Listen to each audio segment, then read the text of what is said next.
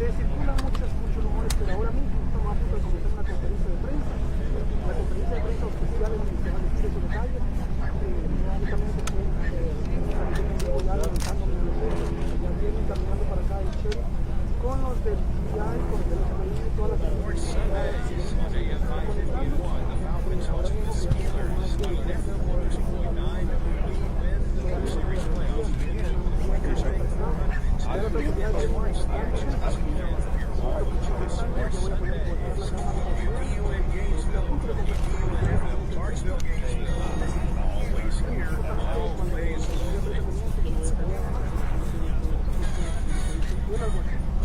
This is breaking news from Dortie's News Talk, AM 550 and FM 102.9 WDUN. And good afternoon to everybody listening on AM 550 and FM 102.9 WDUN as we are live getting ready to bring you coverage of a press conference being held at Apalachee High School in Barrow County. For those who have not been following, this morning there was a deadly shooting there that officials have confirmed killed at least 4 people and injured several others at Apalachee High School. Now, local and state officials are getting ready to hold a joint press conference just outside of Apalachee High School that is set to start any minute now. We have got our crew.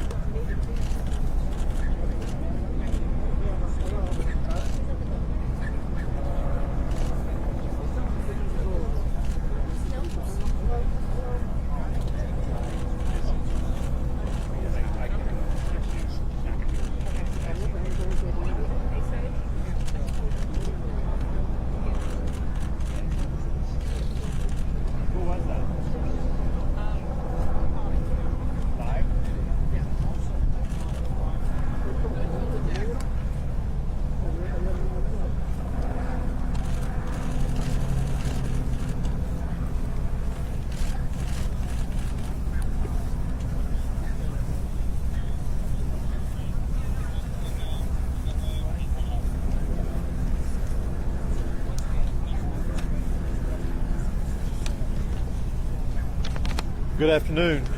I am Chris Hosey, Director of the Georgia Bureau of Investigation, and we wanted to come back this afternoon and present you with a little more of a timeline of the events that have taken place here today and what we know up to this point with the investigation.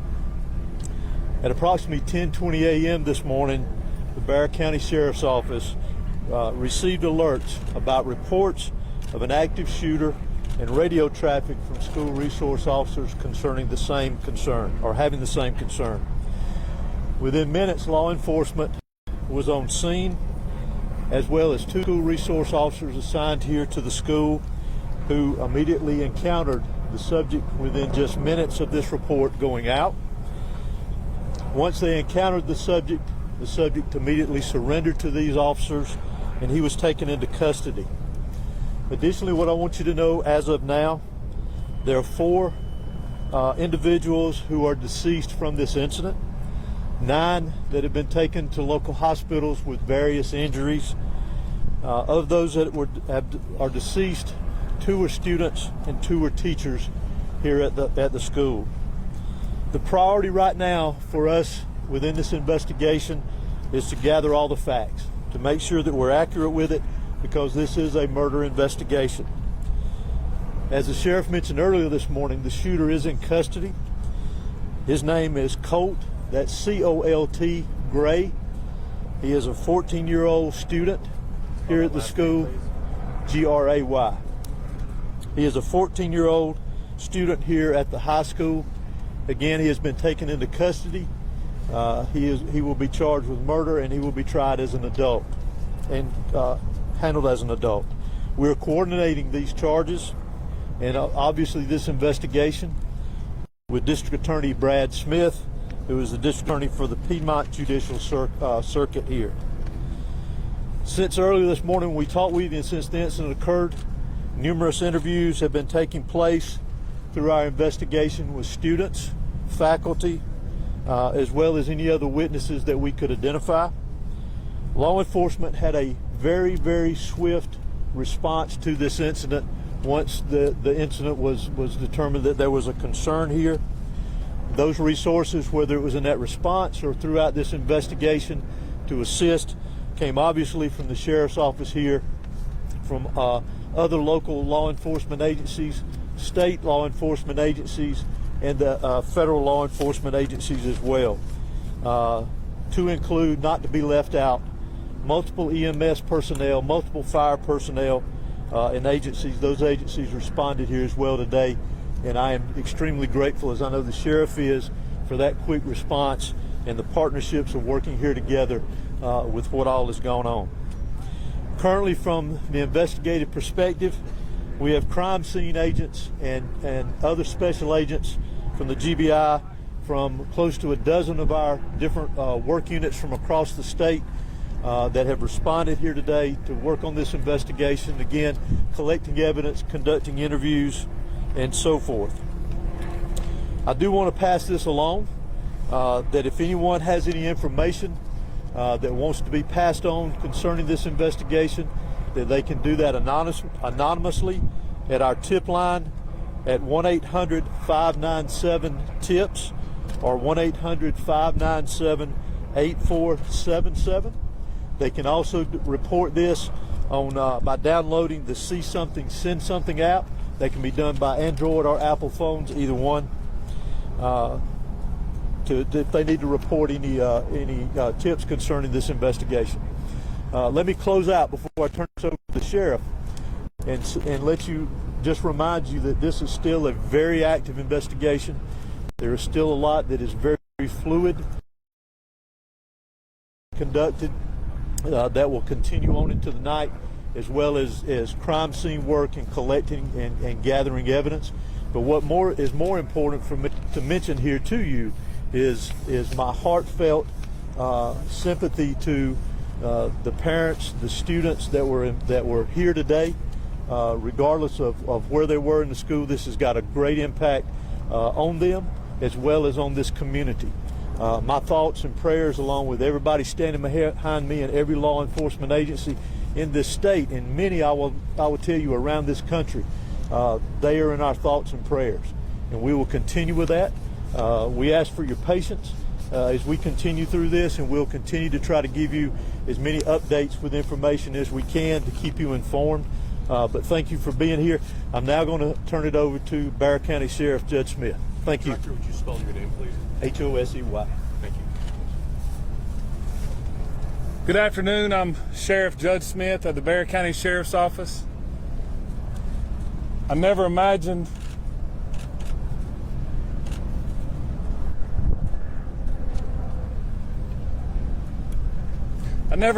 that I would be speaking to the media in my career over something that happened today, the pure evil that happened today. I cannot thank the people behind me for the support they give me today, to give this office and give this staff. This hits home for me. I was born and raised here. I went to school in this school system. My kids go to this school system. I'm proud of this school system. My heart hurts for these kids. My heart hurts for our community. But I want to make it very clear that hate will not prevail in this county. I want that to be very clear and known. Love will prevail over what happened today. I assure you of that. It is very early as to what happened. Governor Kemp reached out to me and has provided me every single resource that he has to make sure justice prevails. I don't know why it happened. I may not ever know. We may not ever know. But I ask that you and our community lift up our schools, lift up our public safety, and that, again, we do not let this hateful event prevail as to what happened today. I want to thank the surrounding agencies and counties and cities and state and federal authorities that have come and provided us, because they prevented a lot of more tragic events from happening. Continue to lift up these families, continue to lift up our students and our kids, and know that love will prevail. At this time, I'm going to ask Dr. LaDuff, our school superintendent, to come and speak on behalf of the school.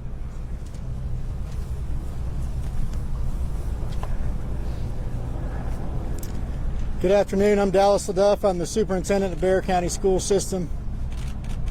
I want to thank the Bexar County Sheriff's Office and all of our law enforcement partners for their swift response today, along with that of our staff. I'd also like to thank our community for their response and patience as we work to reunify the students with their families here today and secure the rest of our school campuses. Our schools will be closed for the remainder of this week as we cooperate fully with law enforcement to get answers to the many questions that we all have about this incident here today. But as we are closed, our central offices will remain open, where we will have grief counseling available for our community every day this week and thereafter as we support each other through this terrible event. In closing, I just want to say to our community, as a school system, we are here for you, we support you, and we are ready to get you any support that you may need as we grieve through this together. Thank you.